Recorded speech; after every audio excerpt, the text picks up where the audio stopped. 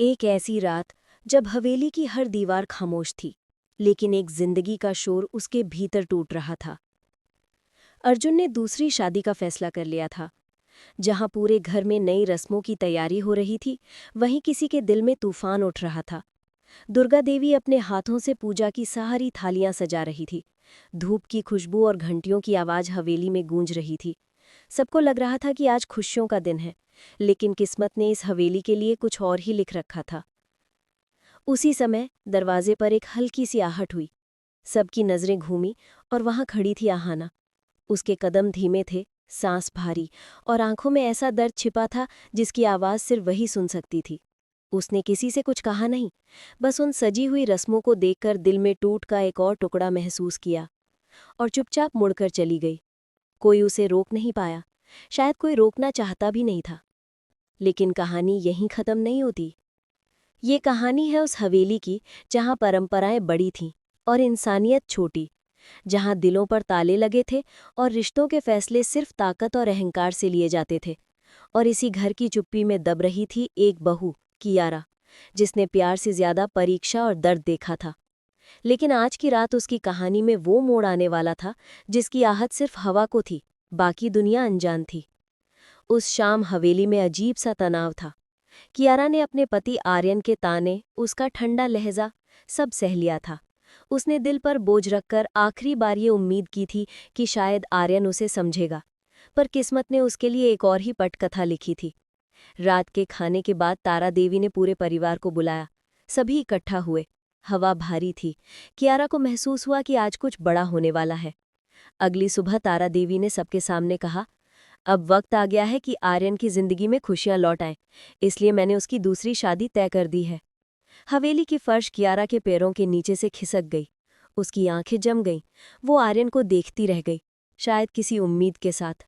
पर आर्यन ने नजरें चुरा लीं और बोला, हाँ, मैं इस रिश्ते में खुश नहीं हूं, मैं आगे बढ़ना चाहता हूं।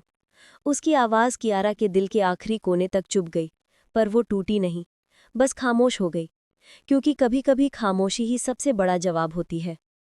दिन भर उसके दिमाग में सिर्फ एक बात घूमती रही, अगर ये सब सच है तो सच की अपनी कोई आवाज़ भी होगी, और मैं उस आवाज़ को सामने ला कर रहूंगी। सुबह उसके दरवाजे पर एक चिट्ठी मिली, अगर तुम असलियत जानना चाहती हो तो शाम को पुरानी हवेली में मिलना, एक शुभ चिंतक। कियारा वहां पहुंची। अंधेरा, धूल, टूटा हुआ फर्नीचर, सब उसकी जिंदगी की हालत जैसे लग रहे थे। अचानक उसके सामने छाया उभरी, और सामने आई अनाया, आर्यन की चचेरी बहन जो महीनों से घर से गायब थी। अनाया ने कहा, कियारा, तुम्हें धोखा दिया जा रहा है, ये दूसरी शादी सिर्फ एक चाल है। असल में हवेली की जायदाद हथियाने की योजना है। उसने कियारा को एक यूएसपी दी। इसमें वो सबूत हैं जो तारा देवी और आर्यन की असली तस्वीर दुनिया को दिखा देंगे। शादी वाले दिन इसे सबके सामने चलाना। उस दिन हवेली में शहनाई बज रही थी, रोशनी थी, फूल थे, बस इंसानियत नहीं थी। आर्यन दूल्हे की तरह सजा बैठा था, जैसे सामने कोई सौदा हो। दुल्हन घूंघट में थी और हवेली में खुशियों का दिखावा हो रहा था। पर किस्मत ने अपना खेल शुरू कर दिया। वरमाला की रस्म शुरू हुई ही थी कि अचानक कियारा मंच पर पहुंच गई। उसके कदम धीमे थे, पर हिम्मत पहाड़ जैसी। पूरा मंडप शांत हो गया। कियारा ने सिर्फ एक वाक्य कहा, सच्चाई देखने में मुश्किल है, पर उसे छुपाना नामुमकिन। उसने स्क्रीन की ओर इशारा किया। यूएसपी चल गई। वीडियो में दिख रहा था षड्यंत्र, झूठ, लालच, सब कुछ। कैसे तारा देवी और आर्यन मिलकर कियारा को हटाकर हवेली की संपत्ति अपने नाम करना चाहते थे। दुल्हन की सांसें तेज हो गईं। तारा देवी चीखने लगी, ये सब झूठ है। कियारा बोली, अगर झूठ है तो पुलिस को बुलाए। पूरी हवेली खामोश। कियारा दुल्हन के पास गई और बोली, घूंघट हटाओ। घूंघट उठा और सामने थी अनाया। हवेली की नींव हिल गई। आर्यन हक्का बक्का, तुमने हमें धोखा दिया। अनाया शांत, नहीं भाई, मैंने सिर्फ सच का साथ दिया। आर्यन घुटनों पर बैठ गया। कियारा, मुझे माफ कर दो। कियारा ने पीछे कदम लिया।